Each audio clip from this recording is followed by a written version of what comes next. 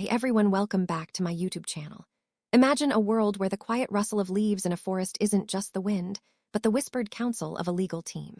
Where the majestic dive of an orca isn't merely hunting, but a strategic maneuver in a multi-species class action lawsuit. A world where the guttural roar of a polar bear on trial, not as a dangerous beast, but as a plaintiff demanding justice, echoes through a courtroom filled with bewildered human defendants. This isn't a fantasy from a children's book. This is the chilling, utterly transformative reality we're diving into today. What if animals sued humans? The ultimate courtroom battle. Picture it. The year is 2047. The air in the International Court of Interspecies Justice is thick with tension. Before the bench stands not a single defendant, but an entire corporation, Omega Fisheries, accused of historical overfishing and habitat destruction. Their accuser, a consortium representing the North Atlantic cod, the bluefin tuna, and the entire ecosystem of the Grand Banks. The prosecution's lead counsel, a renowned bioethicist named Dr. Eris Thorne, presents irrefutable evidence. Holographic projections of declining fish stocks, sonar maps of decimated seabeds, even AI-generated simulations showing the intergenerational trauma inflicted upon marine populations. Mega Fisheries CEO, a man whose family built their empire on the sea, listens, his face pale. His lawyers argue that animals cannot possess legal standing, that this entire proceeding is an absurdity. But the three judges, one human, one representing a complex AI trained on ecological data, and one a designated arbiter of sentience, chosen through a global consensus, are unmoved. The precedent has been set. The verdict is about to be read. The judgment comes down like a hammer blow. Omega Fisheries is found guilty on all counts. Their assets are frozen. All deep-sea trawling licenses are permanently revoked. Global injunction is issued, immediately halting industrial fishing in 60% of the world's oceans. The financial markets reel. Millions of jobs vanish overnight. Coastal communities that have thrived for centuries face economic devastation. Imagine the panic, the outrage, the sheer, overwhelming question, how did we get here?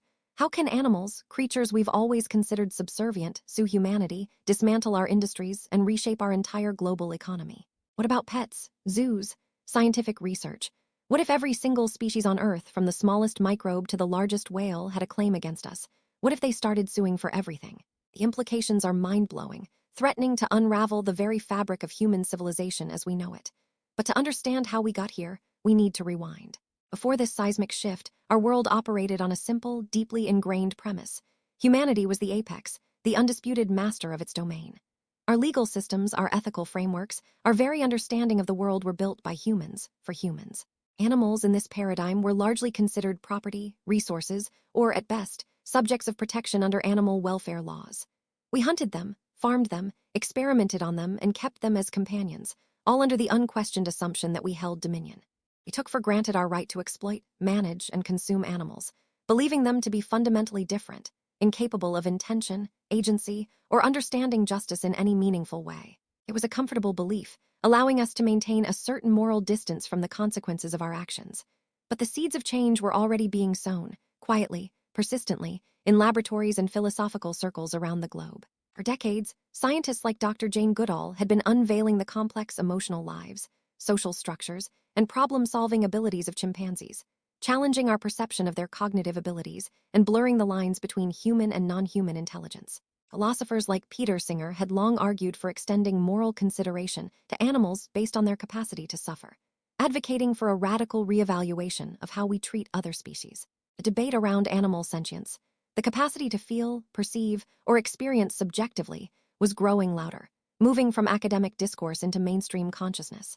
We learned that pigs are smarter than dogs, capable of abstract thought and complex social interactions. We discovered that crows can remember human faces and hold grudges, that elephants mourn their dead, and whales communicate in intricate, multi-layered songs that span vast oceans. What you didn't realize then, what most of humanity dismissed as interesting but ultimately irrelevant, was that this quiet revolution in animal cognition research was pushing us toward a paradigm shift. Every new discovery chipped away at our anthropocentric view of the world. Each study proving the complex intelligence of an octopus or the intricate social networks of prairie dogs was a tiny crack in the dam of human exceptionalism. Legal scholars began to seriously discuss concepts like animal personhood, not just in the abstract, but as a potential legal reality. Groups like the Non-Human Rights Project were already filing lawsuits, arguing for the legal rights of chimpanzees and elephants to bodily liberty. The pressure was building. The scientific breakthroughs were accelerating. The legal arguments were solidifying, all unknowingly building to a breaking point, a moment when our human-centric legal fortress would finally crumble under the weight of undeniable truth. The question wasn't if, but when and how dramatically reality would shift. The year is 2035. The catalyst. It wasn't a single event, but a convergence of breakthroughs that would shatter our understanding of life itself. Consortium of neuroscientists, led by the brilliant but eccentric Dr. Evelyn Reed at the University of Zurich, had been working for years on the Great Translation Project. Using a revolutionary combination of advanced fMRI technology, optogenetics, and a quantum computing-powered AI, they were mapping and interpreting the neural activity of cetaceans, specifically, a pod of orcas living off the coast of British Columbia. Their goal was audacious, to truly understand the orca mind. For months, the data was overwhelming but fragmented. Then one crisp autumn morning, the AI spoke. It wasn't simple communication like hungry or danger. It was a complex narrative. A history, an accusation.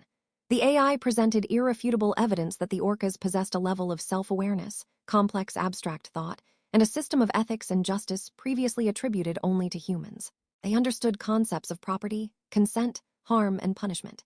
They had a historical memory stretching back centuries, passed down through intricate vocalizations, detailing generations of territorial incursions, pollution, and the tragic abduction of their kin for human entertainment. The AI translated not just their thoughts, but their asterisk feelings, asterisk grief, anger, a profound sense of injustice. The news broke like a tsunami. Dr. Reed's paper, published simultaneously in asterisk Nature and Science asterisk, included compelling video evidence. Orcas communicating through newly deciphered complex sonic patterns, demonstrating empathy, problem-solving, and even strategic planning. The scientific community was stunned. Initial skepticism gave way to grudging acceptance as the data was replicated across multiple labs. Governments scrambled. Emergency sessions were called in every major capital. Legal scholars debated furiously. If orcas possessed a mind akin to ours, if they understood justice, did they not deserve it? A fisherman named Marco, reeling in his nets off the coast of Portugal, heard the news on his small radio. He looked at the thrashing fish in his boat, then out at the vast, indifferent ocean, suddenly feeling a chilling sense of being watched, judged. His livelihood, his entire family history, suddenly felt precarious. Meanwhile, in a bustling city apartment, 10-year-old Anya, cuddling her golden retriever, Max, listened as her mother explained the news. "Max isn't just a dog, sweetie," her mother said, her voice trembling slightly. "He's person." Anya looked at Max, and for the first time saw not just a pet, but a profound, silent presence, a being with untold thoughts and feelings. The quiet hum of news channels, the frantic typing in legal offices, the sudden, unsettling quiet in the once bustling marine parks, the world was holding its breath. Then came the first legal challenge. Leveraging obscure international maritime laws and environmental treaties, a coalition of environmental and animal rights organizations, now armed with Dr. Reed's irrefutable data, filed a class-action lawsuit on behalf of all asterisk cetaceans against the Japanese whaling fleet. The claim wasn't just for environmental damage, but for crimes against persons, for abduction, wrongful death, and collective psychological trauma spanning generations. This wasn't just about protecting a species. It was about acknowledging their inherent rights. The world watched, aghast and fascinated, as the first truly interspecies courtroom battle began. And as the initial legal arguments unfolded, a shocking twist emerged. The orcas, through the AI interface, didn't just want reparations. They wanted specific human individuals, responsible for the most egregious acts, held personally accountable. This wasn't just a lawsuit. It was a demand for justice, a challenge to human impunity that no one had ever truly anticipated. The immediate aftermath was nothing short of global chaos. The news of the orca lawsuit, and the subsequent recognition of cetacean personhood by the International Court of Justice, sent shockwaves through every corner of human society. Legal systems worldwide were thrown into disarray. What was animal law now? Was it property law or human rights law? Was a domestic cat a companion, a ward, or a sovereign being inhabiting your home? Governments panicked. Emergency sessions became the norm as nations grappled with the implications. Drafting new legislation was a race against time, but what kind of legislation? How do you legislate for a species that communicates through sonar pulses and lives in the deep ocean? The industries most reliant on animals faced immediate and existential threats. The meat, dairy, and fishing industries, valued at trillions of dollars annually, saw their stocks plummet. Pharmaceutical companies, heavily dependent on animal testing, faced immediate legal challenges and public outcry. The entertainment sector, particularly zoos and aquariums, were under siege, accused of everything from unlawful imprisonment to slavery. Massive lobbying efforts were launched, protesting the rulings, warning of economic collapse and widespread famine. But the tide of public opinion, swayed by the undeniable scientific evidence and the poignant narratives of animals suffering now articulated, was turning. Conflicting responses erupted from all sides. Governments tried to impose moratoriums, create animal sanctuary zones, and establish new regulatory bodies. Activists, initially jubilant, quickly found themselves embroiled in internal conflicts. Which animals deserved legal representation first? The charismatic megafauna like elephants and great apes, or the countless billions of insects and fish critical to ecosystems? Meanwhile, the public grappled with a dizzying mix of confusion, fear, excitement, and a profound moral reckoning. The idea of their beloved pets suddenly having legal personhood was heartwarming to some, terrifying to others. Could their dog sue them for an uncomfortable leash? Could their cat demand better quality salmon? Surprising consequences cascaded. Pet ownership, as we knew it, vanished. It was replaced by guardianship, implying a legal duty of care and respect rather than absolute control. Training methods, breeding practices, even routine veterinary care came under intense scrutiny. Zoos and aquariums, unable to meet the new ethical and legal standards, faced immediate closures or radical restructuring, transforming into rehabilitation centers or scientific research facilities focused on true interspecies communication. Research labs, particularly those using higher-order animals, were shut down or their operations severely restricted, forcing a massive pivot to in vitro and AI-driven alternatives. Farmers, many of whom were generational custodians of the land, faced ruin as the global demand for animal products plummeted, replaced by a desperate scramble for plant-based and lab-grown alternatives. Food shortages emerged in some areas, particularly where dietary habits were heavily reliant on meat and fish. Prices for alternative proteins skyrocketed.